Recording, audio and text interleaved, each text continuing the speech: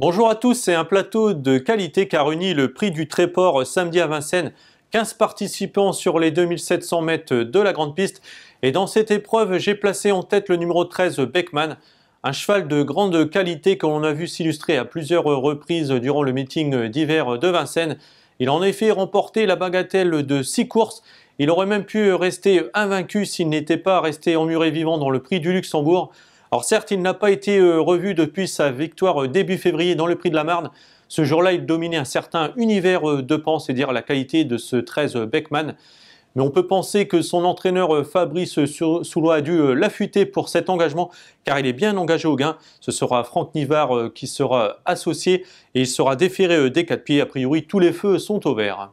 Alors je lui oppose le numéro 2, Olmoz, un pensionnaire des frères Martens, qui vient d'obtenir une excellente deuxième place sur ce parcours de tenue. Il n'a été devancé ce jour-là que par Triskel Pacha qui avait longtemps attendu dans son dos.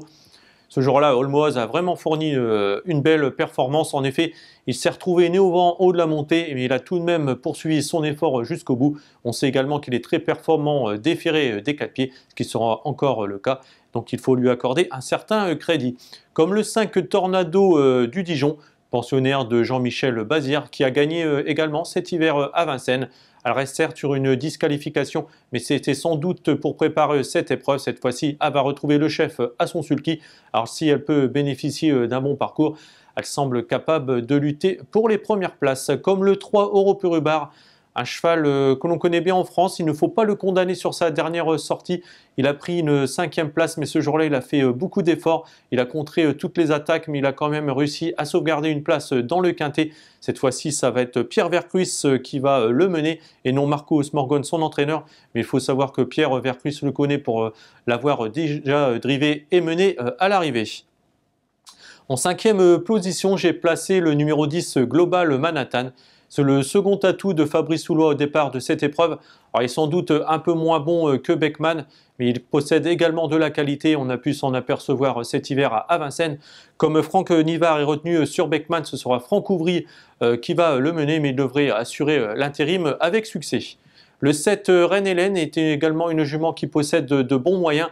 Elle vient de terminer 2e de l'épreuve du GNT d'Amiens. Elle a également fait ses preuves sur les parcours de tenue de la grande piste.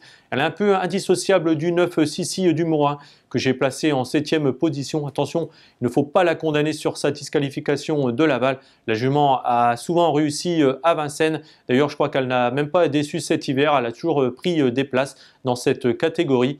Et en fin de combinaison, j'ai placé le 12 Vals Darling qui vient de faire une rentrée discrète, mais cette fois-ci, elle découvre un bel engagement et sera d'ailleurs déférée des postérieurs. On sait qu'elle est bien meilleure dans ce cas de figure et elle peut pourquoi pas prendre une place en fin de combinaison.